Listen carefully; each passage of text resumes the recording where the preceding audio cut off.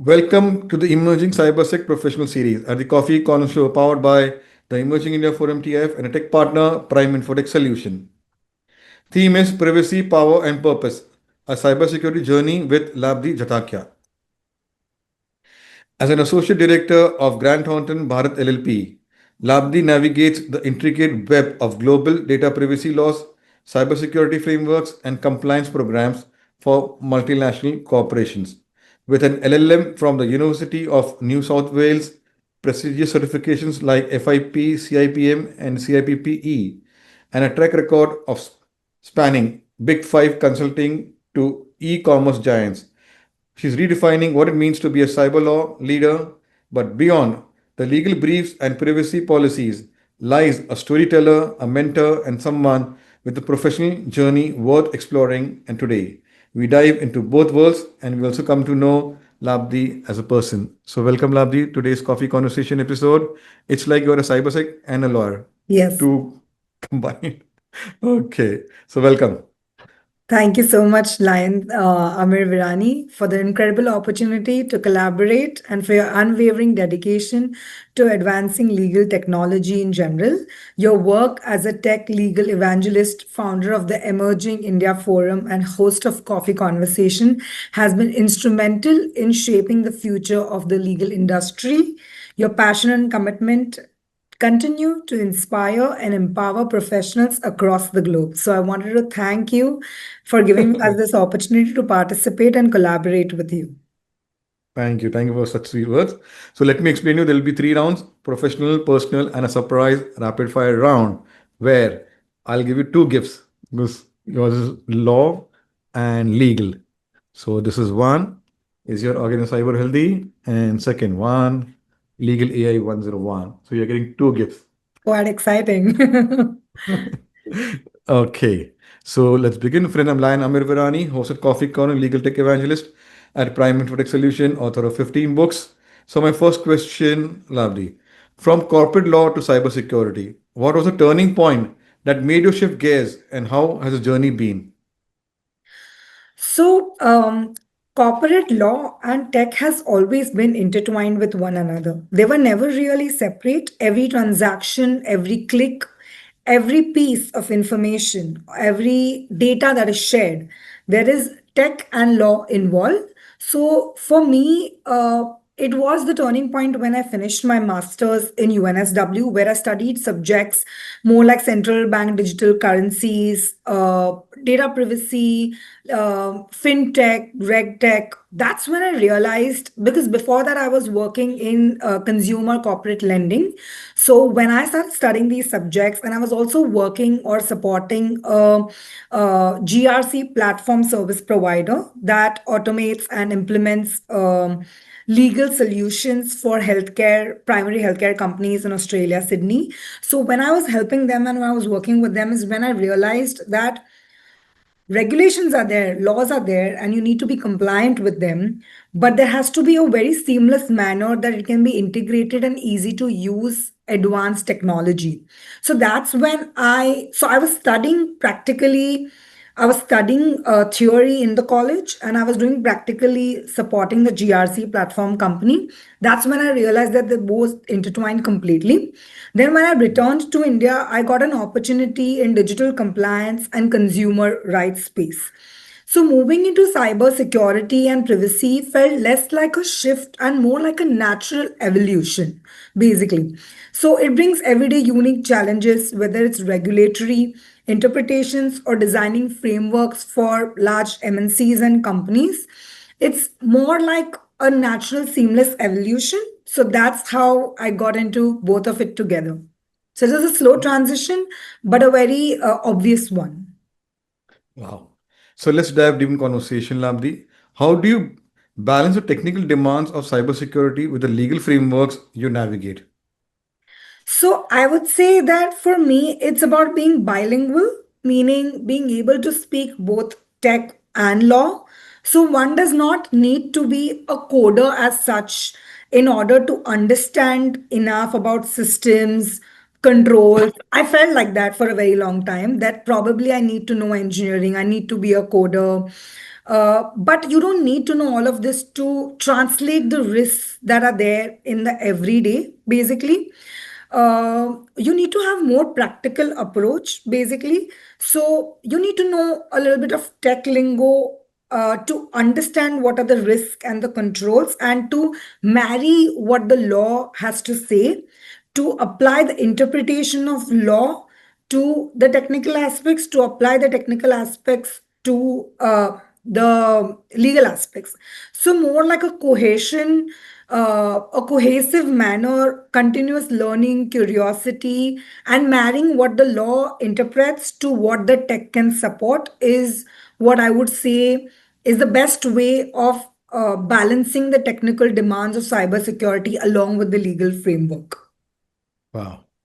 So, Labdhi, how do you approach building compliance program that are both effective and user friendly? So I would say that building compliance programs which are effective and user friendly is not make it burdensome, right? Often it's considered to be a tick the box exercise, or it's not really a tick the box exercise, right? It should be about building trust with the users. It's about making the program easy. It should be a business enabling thing and not restrictive in nature. Therefore, what I would say is that it should be very easy to implement, easy to execute, adoptability from the organization, from different stakeholders, from the department should be there, with very easy to understand and used language in terms of giving enough sufficient training. So I feel anything that is easy to understand, implement, and execute is acceptable, is taken with a smile and practiced with the real intention. So I think that's the way to go about building a right compliance program. Wow. So, you have worked with e commerce, consulting, and global privacy laws. Which Right. industry's compliance challenges excites you the most?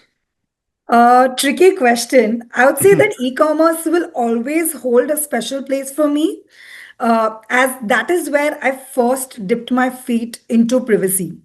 Being the single point of contact for a global compliance company, I was fortunate to be working in the consulting space as well. And consulting comes with its own set of challenges, right? Because it's not just building or delivering privacy solutions, it's more about how to handle a client, how to understand the requirement, how to translate to them that they need this particular, let's take an example, that they need this privacy program, that right from handling an inquiry to taking the queries to doing the training and awareness, converting the client to actually delivering the entire project. So it doesn't come with only one program which is just delivering the privacy program management for the client.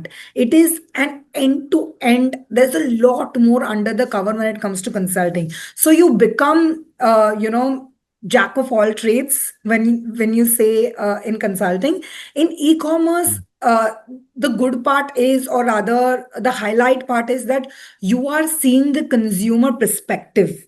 So you are understanding what are the real life challenges that a consumer is facing. So I will always slightly be partial to e-commerce because that is where I first started.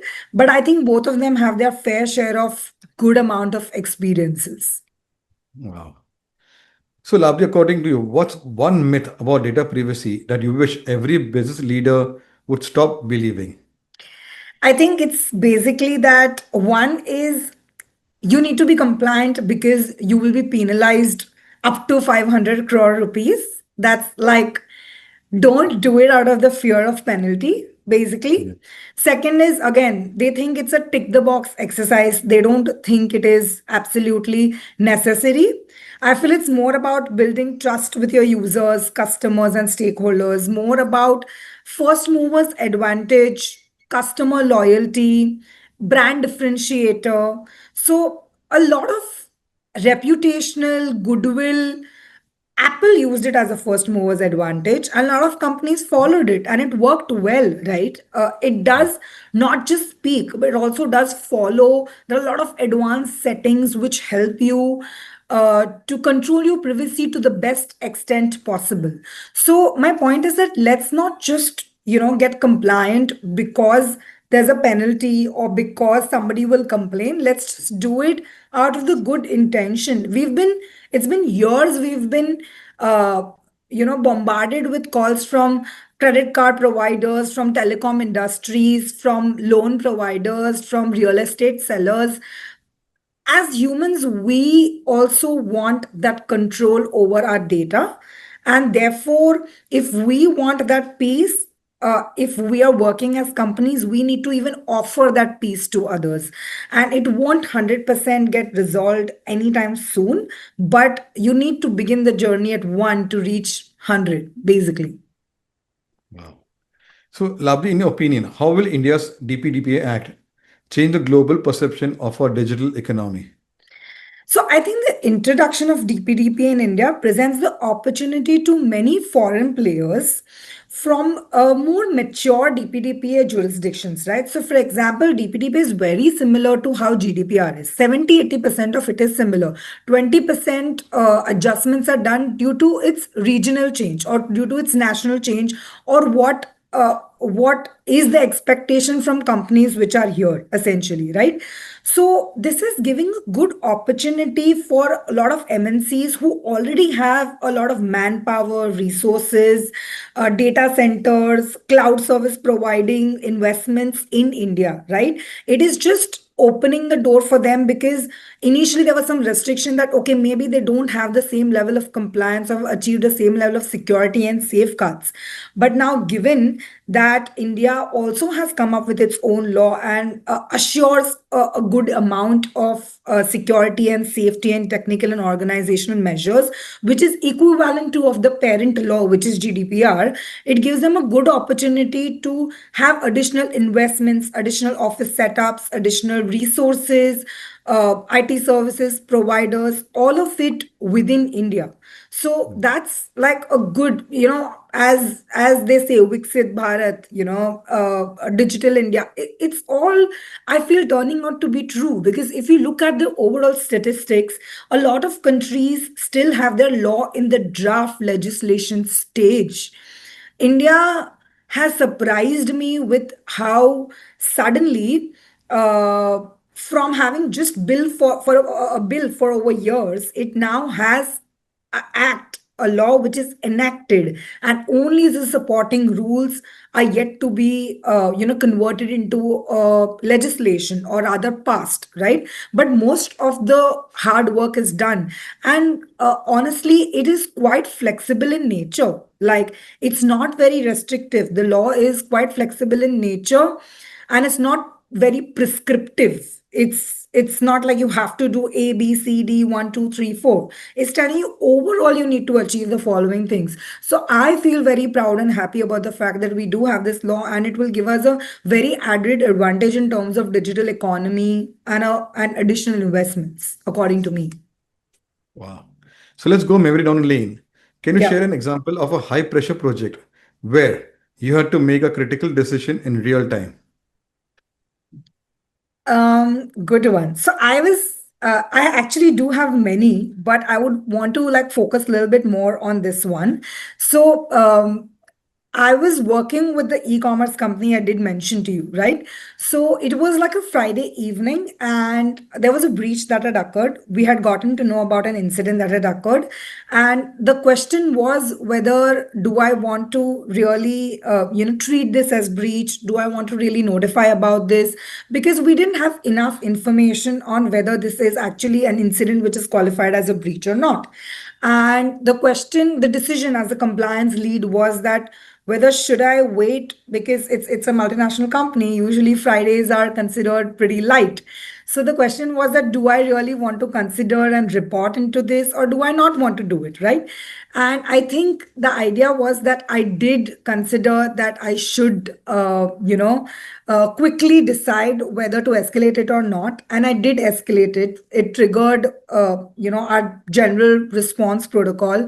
It turned out to be that it was the right call, because it minimized the impact and built trust internally that, okay, I do have the responsibility and the accountability to make the decisions when I'm supposed to.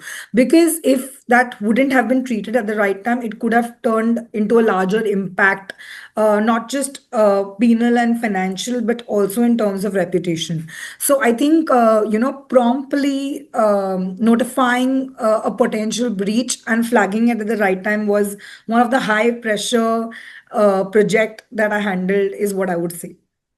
Wow. So, uh, Labdi, what made you do masters from UNSW? My first question, Sydney.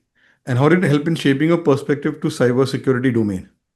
So I would say that I did find a lot of universities, right? I looked for Queen Mary University. I looked for some US universities as well. Um, I would tell you that I was partial about Australia because I like beaches a lot. So maybe tad bit that as well. But Mm. I researched a lot, and I wanted subjects which are very current in nature. Now, this is back in 2019, where the only kind of laws that people would follow is criminal psychology or, civil law, criminal law. So, very like um, traditional or conservative ways of speaking law.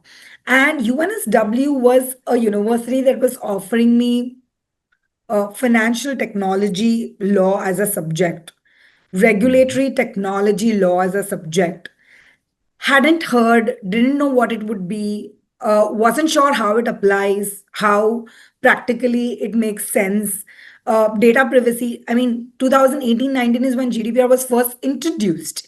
So Yes. data privacy also did not really exist back then. So all of this was so new that I felt that maybe I'm just about to broaden my horoscope, broaden my horizon, and learn things which I don't know and others also don't know.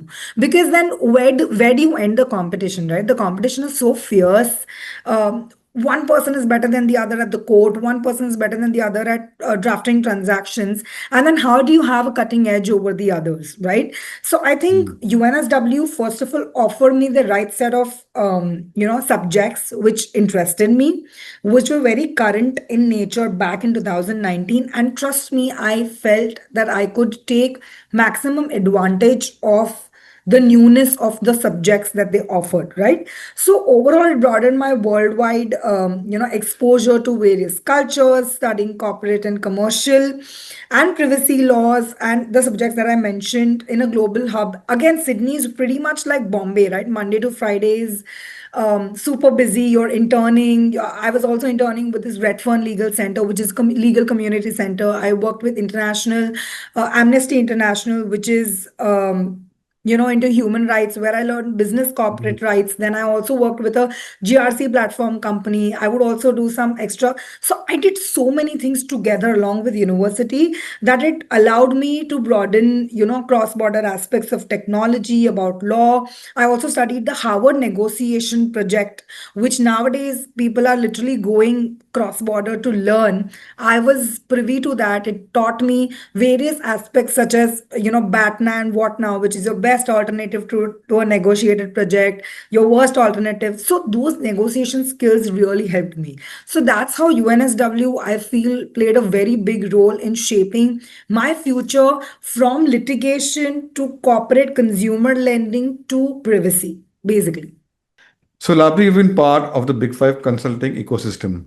What's the biggest skill gap you notice in privacy and cyber teams today? So I'd say that that there are minuscule gaps.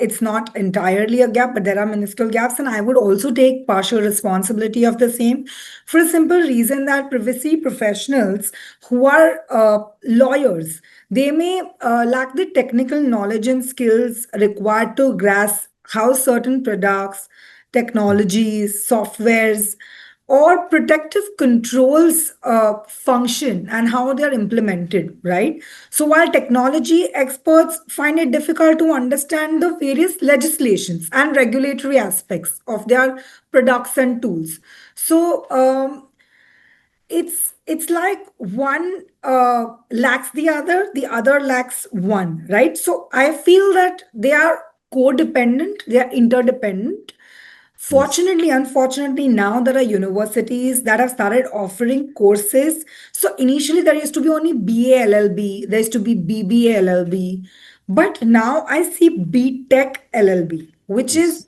a very good program because that fills the gap which exists today. And that wasn't there in our time, right? It wasn't there as old as 5 years ago. It's very, very new. So while there Yeah. were courses like diploma in cyber law, advanced cyber law, which is all what we have done, but that still doesn't teach you the technical aspects. And you shouldn't have to feel like, oh, I have done 5 years of law plus 2 years of masters plus five certifications, but I still fall short in the skills that are required in order to understand the technical aspects of cybersecurity. It shouldn't be that way.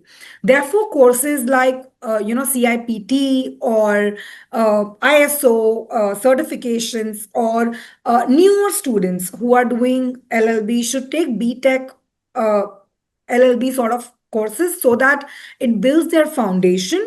Because trust me, I do feel lost sometimes. So luckily, we belong to an organization where we all work like a family. So everyone helps understand one another, helps where support is required, continuous learning, development, training in terms of aspects where we do lack is there. So we all work like a team in a cohesive manner, and that's what fills that gap. But if someone wants to try and go a step above and beyond, this world this time has Udemy, Coursera, and I don't know how many ever uh, platforms I can name that have courses which are readily available to fill that gap. So that's Wow. and similarly, like the law, if you see the DPDPA is worded in such simple language. It's an easy to understand, simple English language. So I don't see why cybersecurity tech VAPT SOC professional, if they read the language, wouldn't understand it. So I feel that gap is reducing day by day. It's not. It's leaner now than before. Very true. So one of the coffee speakers, like you said, he has name is Sagar Arora, and he has done BTech LLB. Right. So I've got such examples to coffee also. Sure. So I was not aware about this BTech LLB, and he took me to the process steps, and Yes, it does because we hire people, right? So I do understand that while I may have a team of like X amount of lawyers, and while I have a team of X amount of cybersecurity professionals, why can't I get one in both? And it's these hard are to available. answer. But now we do have people who know Yes, both, and yes, and it's and they're impressive. outshining us. Yeah, And that's good. I'm happy that there are people, because you always get to learn from everyone, no matter what. Whether you're yes. subordinates, whether you're peers, whether you're seniors, you always get to learn things from people. And he's working in the field of patents, Oh, and one of yeah. the prestigious law firms. So, like that, there are many other coffee speakers who have branched on from the main field of work into Right. law, Right. like Nasovarna Pandey, Nisha Wadhwa from Yeah. engineering, technology background, and working in the field of patents. Someone from psychology field into law firm management. So I'm getting to know that you're doing your main field of education and then branching out to other, which carries your passion, and you're getting career opportunities. Yeah, and that's great because back then when I started, practicing in the courts, it was busy, it was political, it was rush, it was crowded, it was um, I don't know what words to use, right? I don't want to go on the negative connotation, Yes. but Yeah, that's not there good. was nepotism, if you want to call it, right? I mean, it does exist. So even in the courts, so it's tough to make your place, especially when I come from a family where there weren't lawyers in the ancestry, right? So Mhm. it's hard to make your place. So what do? Either you fake it till you make it, or you actually just find something else which is more niche, which people don't know enough, and build enough years of experience in that so that you become the go to person for this particular subject, topic, or the field, right? Wow, beautiful. So let's come to AI. Right. Germany is talking AI. In the world of AI and automation, what parts of cybersecurity will always need a human touch? I think the two basic values, judgment and empathy, because AI can process millions and trillions and volumes of data, right? But it can't weigh in cultural nuances. So ethical dilemmas, human values. So privacy is deeply connected with human. It's about dignity, it's about choice, it's about trust. Those aspects will always need human beings, right? Yes. So I feel that while it I am a tech pro, and I am pro people using tech automating it, but I feel that a lot of things I have been speaking to at least 30 odd legal tech or tech providers, but there's still a missing link. There's still automation also requires you to feed in. It requires you to first do some level at the surface work, which can be first fed by a human into the system for system to become smart. So you can't override the fact that a human will be required even if AI and automation will be there, especially in the field of privacy and law, because there are so many false positives these days, right? How do you Yes. differentiate it? It is a human that needs to apply his heart, mind, soul, body, emotional intelligence, and work intelligence to be able to differentiate and segregate the difference. Wow. So my last question for your professional journey round, what advice would you give to young lawyers and engineers aiming to enter the world of data privacy and cyber law space today? Again, I would take a little bit of responsibility here. A lot of times I've gotten recommended that you should take up a project which is non-privacy also, so that you understand the nuances of other Hmm. parallel tracks which may be applicable, which may be intertwined, right? So my answer has been, oh, but I'm just a lawyer, right? And that's what comes to me naturally. But I feel that that has the thing has to shift. It has to make a positive shift from learning the basis of technology. So other students who are trying to take similar path for their careers, or rather trying to look for something which is absolutely distinguishing from the most commonly adopted legal practices, I think first thing is to stay curious. What is this GDPR? What is this DPDP? What is privacy? What is application security assessment? What are these laws? How do they become applicable? What is artificial intelligence management? What is artificial intelligence governance? That curiosity that everyone keeps talking about will help them to unravel certain answers. So the idea is to not box yourself into I'm just a lawyer. Learn the basics of technology, understand business realities, hone your communication skills, and most importantly, build integrity, because in this space, trust is your biggest currency. So that is what will get you from one space to the other. Wow. So let's go to next round and understand Labdi as a person. Tell us about your family and your formative years. Sure. So I'd say that quite an interesting question, though. So I'd say that I'm coming from a very small, close knit family. So my father passed when I was only 11 years old. Very And my mother has stepped into both parental roles, right? With remarkable strength and resilience. She's a successful and entrepreneur, successful in her own dictionary, I would say. She was working in the silica and laboratory chemical products, essentially. And my brother and sister-in-law both are professionals at Amex, basically. And my husband, Ryan, is basically, he owns this company called Your Virtual Legal Counsel, which is YVLC, where he plays the role of a fractional general counsel with multiple companies that are into fintech, regtech or patents, setting up certain companies. So he runs his own legal firm where he plays fractional, like 6 months, 1 year general counsel for companies which are in India as well as abroad, essentially. So that's what he does. That's pretty much my small family. About formative years, I would say that growing up, I was a deeply spiritual child, not in terms of religious, but spiritual.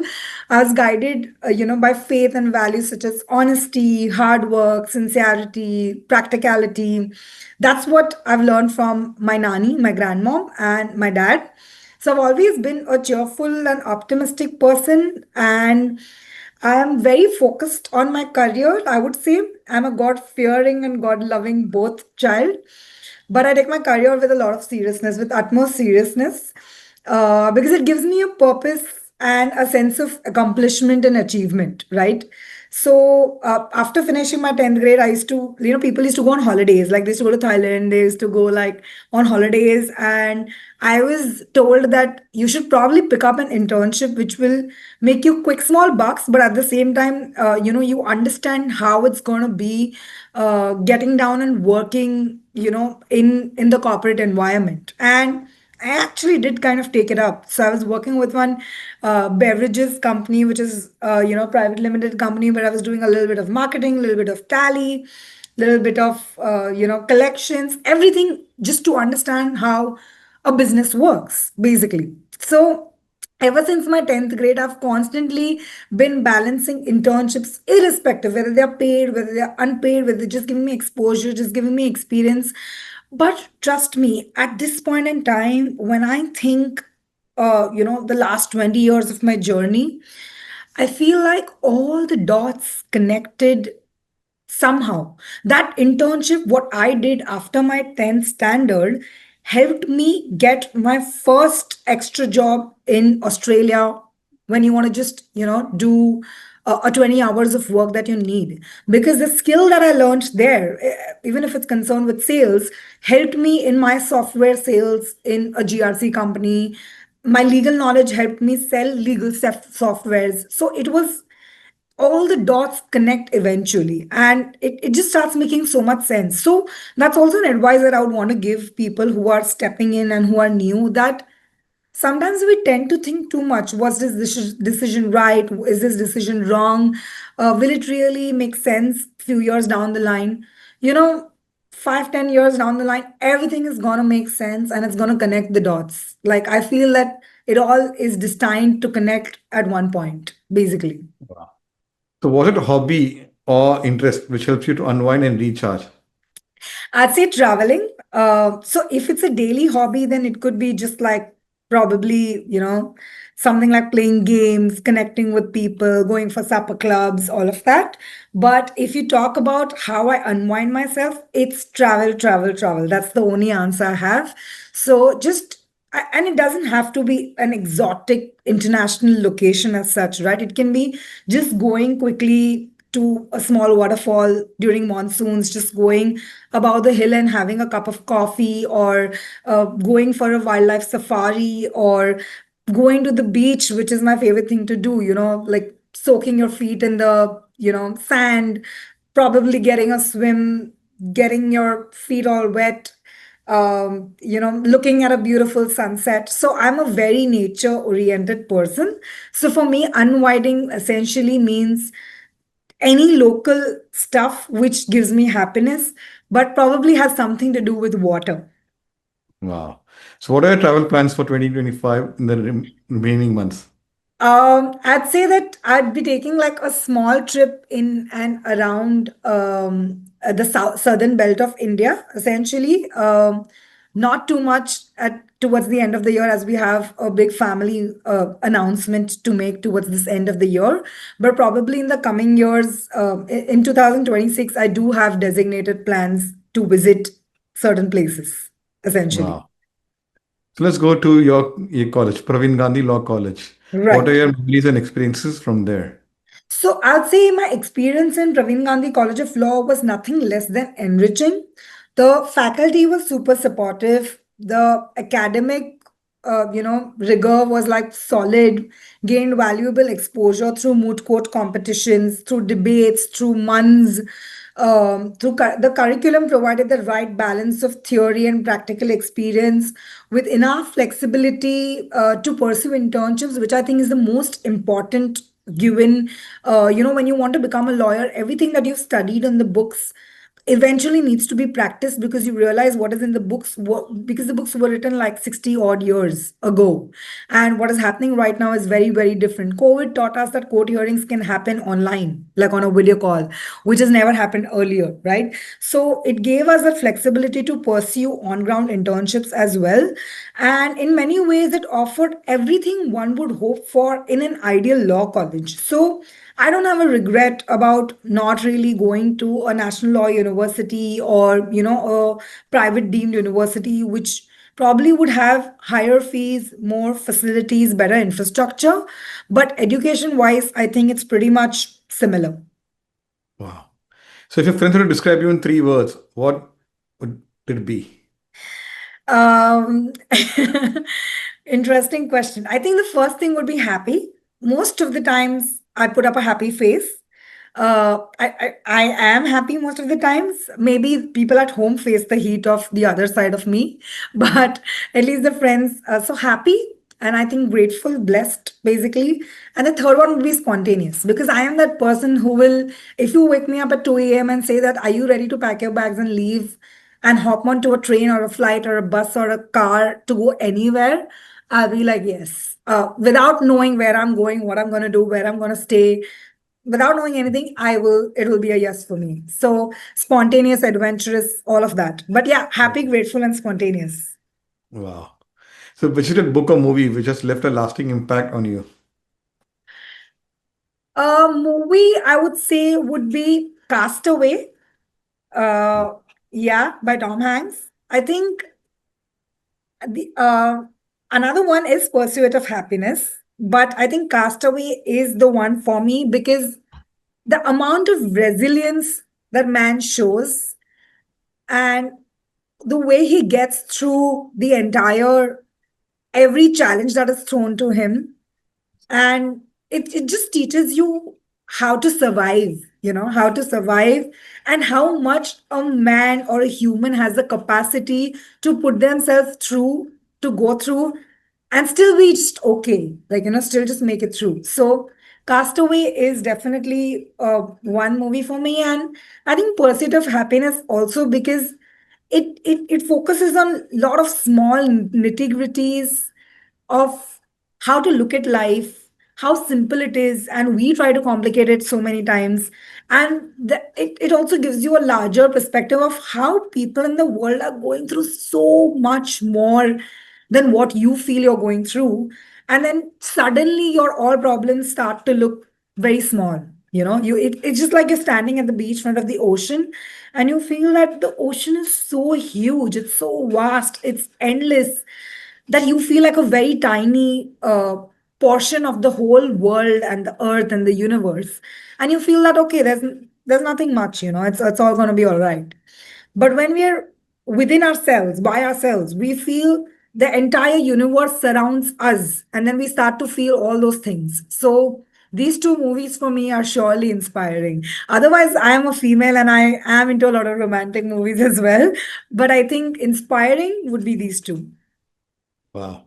So my last one is a googly one. Describe Labdhi in one line. I think it will be eat, sleep, work, travel, repeat. I think Wow. that's about it. Yeah. So let's put in hot seat, the rapid fire round. Your go-to comfort food.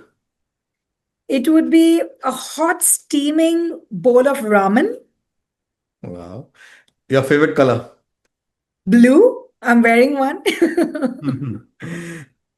Okay. Your early bird or a night owl? Night owl. Your dream travel place. French Polynesia, because I'm an island person. So I want everything to be blue and islandy around me. Best piece of advice received. Don't worry, be happy. One word that describes your journey. Interesting. I think it would be more like struggled but made it through. Wow. Tea or coffee to recharge? Tea, Indian chai. Okay. And you did well. And here are the two books, which will be autographed and sent for you. Thank you so much. It's a pleasure to receive these. Yes. So as we wrap up this conversation on Saturday evening with Labdhi, it's clear that she's more than just a lawyer navigating the complex world of data privacy and cybersecurity. She's a bridge between legal precision, technological advancement, and human trust.